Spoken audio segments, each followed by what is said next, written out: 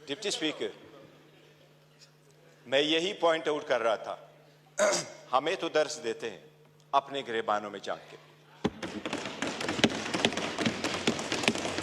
क्या पहली हुकूमत लेके PDM 1 जब हुकूमत आई, उसी को लेके विद इन अ मंथ नेब का कानून चेंज करवा के 50 अरब रुपए के केसेस माफ नहीं करवाए? It's a ground reality, it's a ground reality deputy speaker, it's a ground reality. क्या ये कह सकते हैं कि अगर इसको इतना ही घुमंड है जमहूरियत पे, हकूक पे, तो एक लफ्ज बताए जब हमारी औरतें जेल गई हैं, एक लफ्ज उन्होंने कंडेम्ड करके बोला है?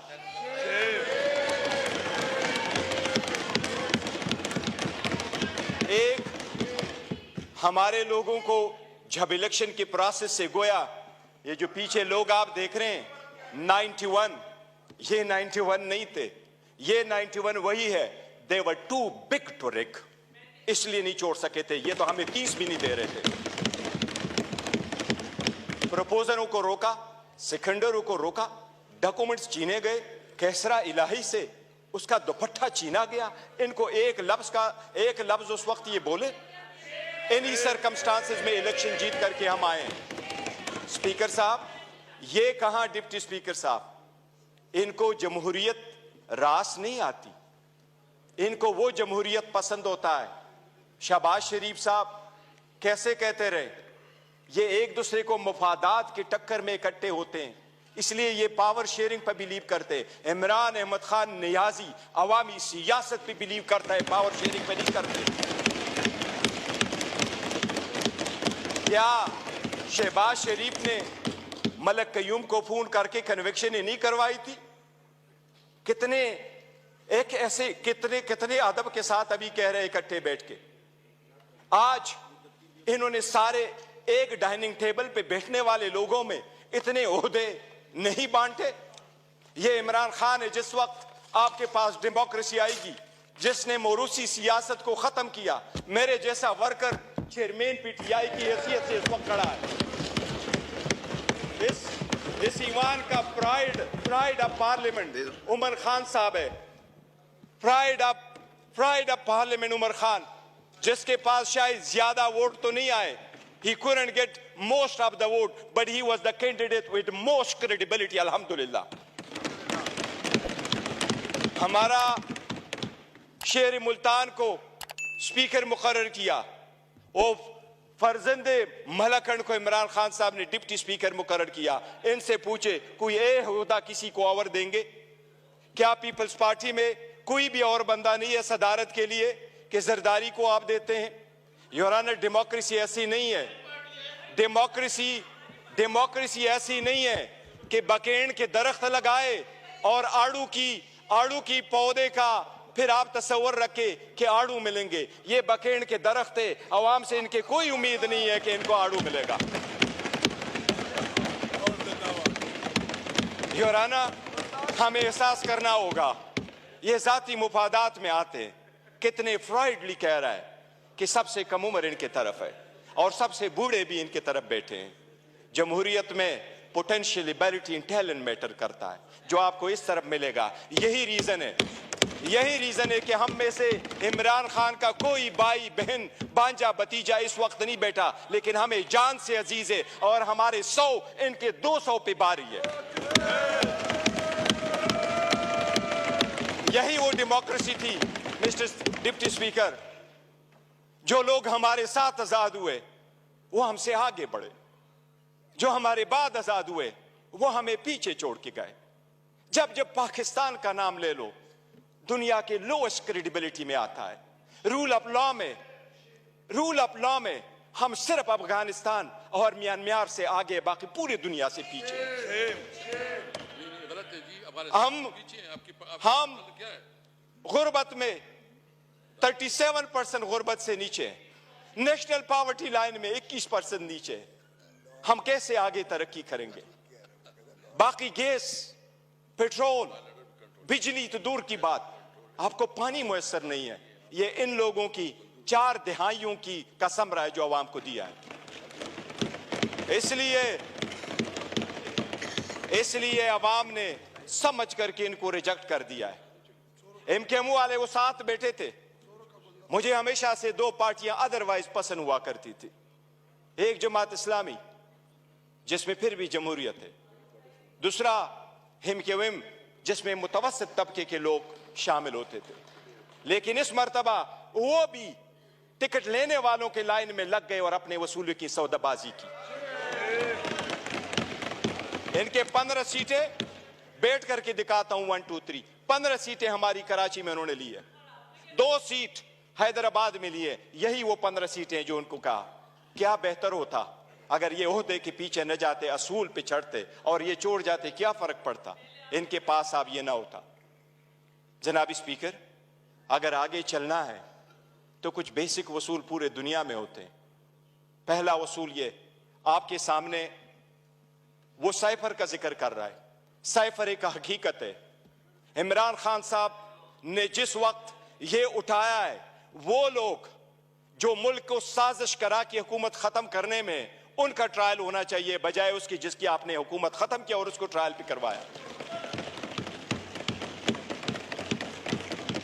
जनाब स्पीकर, कितने गौर से कहते हैं कि इलेक्शन फ्री, फेयर और ट्रांसपेरेंट होना चाहिए।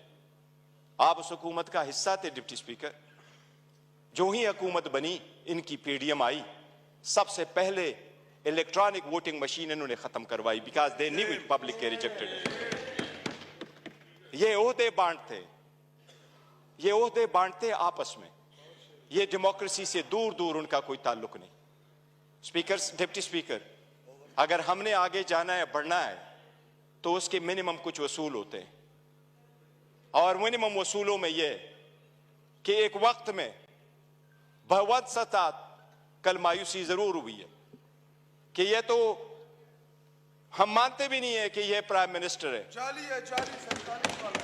लेकिन फिर भी उस ऑफिस में निकलते हुए भी इसने हमारे वो औरतें बहनें जो जेलों में, उनकी रिलीज का कोई ऑर्डर नहीं किया था।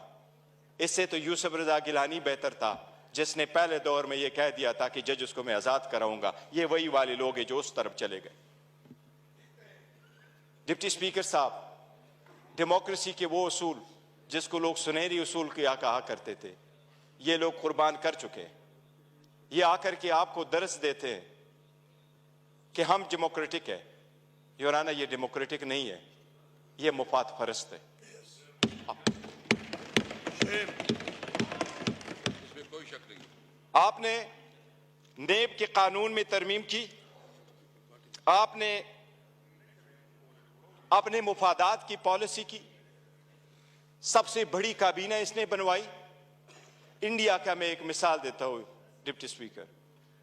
1971 में इंडिया की आबादी थी 54 करोड़, आज इंडिया की आबादी है 140 करोड़। 71 में इंडिया की लोकसभा की यानी नेशनल असेंबली की सीटें 528 थी, आज भी इंडिया में लोकसभा की सीटें 528 है। जो सीटें मुख्तस थी 54 करोड़ लोगों के लिए, इंडिया ने कहा हमने ओहदे नहीं बांटे, सीटें नहीं बांटी, हमने अपना पैसा बचाना है, अवाम का पैसा बचाना है। आज भी 140 करोड़ उसी सीटों पे बैठे। अगर ओहदे नहीं बांटने और अपनों को नहीं माना तो डेमोक्रेसी आगे बढ़ेगी। लेकिन अगर मुफादात की डिप्टी स्पीकर सियासत होगी तो हम आगे नहीं बढ़ सकेंगे। हमने आपके सामने एक प्रिविलेज मोशन भी लेके आया। कौन सा लफ्ज है जो उमर साहब का आपने स्पंज किया है, लेकिन हमें नेशनल टीवी पे आप स्पेस नहीं दे रहे। हम आपको रिक्वेस्ट कर करके तक जाते कि हमें टाइम दे बोलने के लिए। इस पार्लियामान में हमारा एक जैसा राइट होना चाहिए। यह स्टेट तो हमारा है और हम अलग-ऐलान कहते हैं कि जब पाकिस्तान की दिफा और सालमियत का आएगा, हम हर किसी के साथ इकट्ठे खड़े होंगे। पाकिस्तान की दिफा में कोई आंच नहीं आने देंगे। जनाब डिप्टी स्पीकर, यह तो आईन में लिखा है कि कोई अदालत यह फैसला दे सकती है कि कोई सादिक और अमीन है या नहीं है, लेकिन आईन में यह कहीं भी नहीं लिखा पाकिस्तान की किसी अदालत के पास ये इख्तियार नहीं है कि क्या कि कोई मुहिब वतन है या नहीं है। हम सबसे ज्यादा मुहिब वतन है, हमारा लीडर सबसे ज्यादा मुहिब वतन है। इसलिए अगर आगे चलना है, आज 4 दिन हो गए, हर मर्तबा हमारी ब्लैकआउट किया जाता है। इमरान खान साहब की आवाज पे पाबंदी है। बानी चेयरमैन बहलो, वो बोलना है तो बोल दे, नाम नहीं ले सकते। क्यों?